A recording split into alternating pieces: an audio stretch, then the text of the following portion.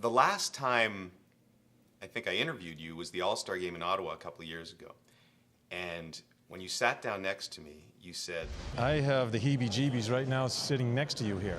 You still have them? Yes, all I'm thinking about is, what do you call it, the quiz. I mean, what do you call it? Yes. You don't know the name anymore? Yes, I remember the name, yes.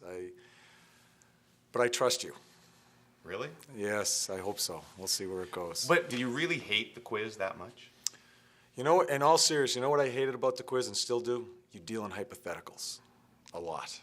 That's the media. That's what we do. Yes, and hence there is the problem. And with the media. Did you dislike your time with me on TSN? I loved it there. I did. And I've told you this many times, I loved going to those meetings in the afternoon and eating pizza and just deciding what the show was going to be about. The thing I hated most was going on TV and doing it. I enjoyed the prep. I enjoyed seeing what it takes and the conversation. That was kind of the point of us having you, was the TV part. Yes, I understand that. I understand that. If we covered you every day, Yeah. 90% of your news conferences are like any other coach, nothing happens. Just go stand somewhere else, would you please? No, I won't. I wish I could give you a explanation about it. I can't. You get that through your head? I guess so. Yeah. And it's kind of a waste of time. Well, then get the out of here I then. am. But because of shows like SportsCenter, Guilty, Yeah. those clips get played over and over, and you become this legendary ranter. Yeah.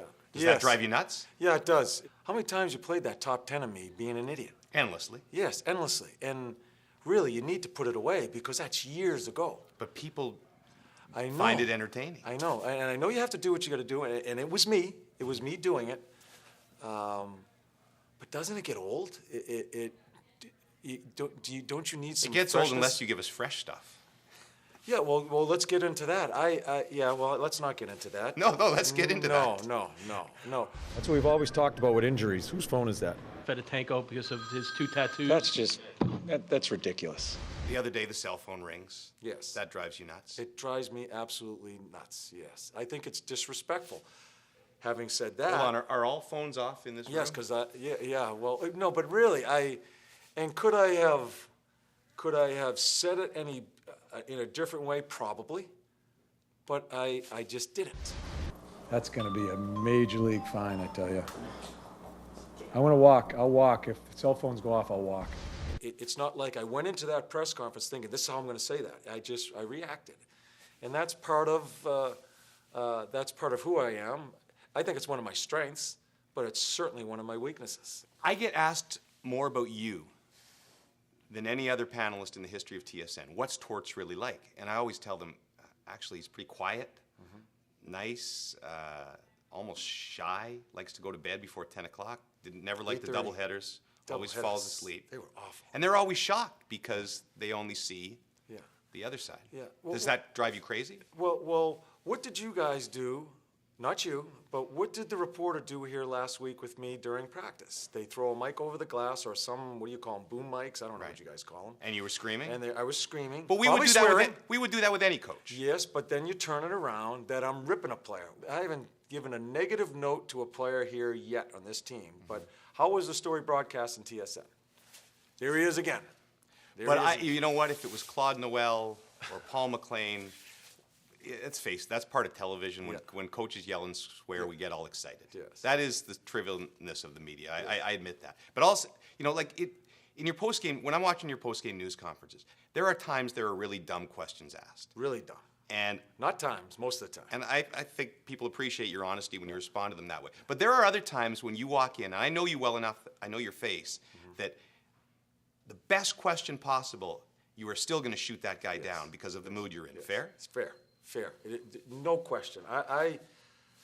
And that's why I don't want you to take this as complaining. It's me trying to explain myself a little bit to you because I don't want to be perceived as a guy, you pick. I get that. I am not good at. You're not good at faking it, which No, I think I'm is a not. compliment. No. I said that on TV. When I asked you, when you were on the panel and I'd asked you a question you didn't like, you'd say that's a stupid question, which people thought we hated each other, but I said, no, I actually like that because he was honest. But that can get you in trouble in this situation. So you keep talking about, I've got to change. What does that mean? I have got to find a way to handle myself, especially after a game, because I'm a lot better the next day after a game.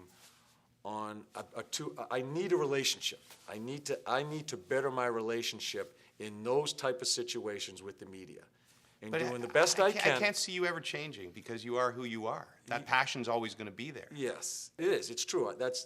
But I need to be, I think, a little bit more respectful, and to certain people. Some people, to me, are just dogs, and they're going to have a tough time with me one way or another.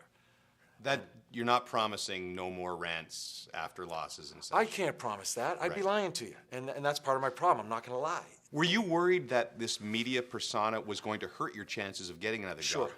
Yeah, sure. It was an extensive interview process, and a big part of it was the media. So Mike said you have to change with the media, or you're not so getting much this in job. those words, but James, as I said, as I was assessing, all I heard about with me as a coach was the media and what happens with the media.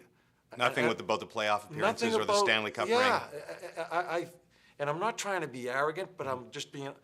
I think I'm a pretty good coach too. I think I'm an honest coach. Do you have regrets about your time in New York?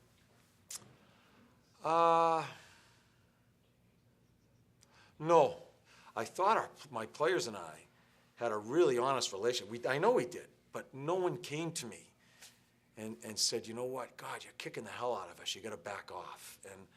And that kind of caught me back. And again, I'm not sure what exactly happened. My general manager told me, you lost the team, you're out of here. Well, you've been doing all this self-reflection. Are you too hard to play for? At times, yes. At times, yes. And that's part of my trying to improve. When you were at TSN, I got the impression there was no player you liked or respected more than Brad Richards. Yeah. Have you spoken to him No. since you've been fired? No. Do you think that relationship's damaged? Yeah. That's all I'll go. Does that hurt? Kills me.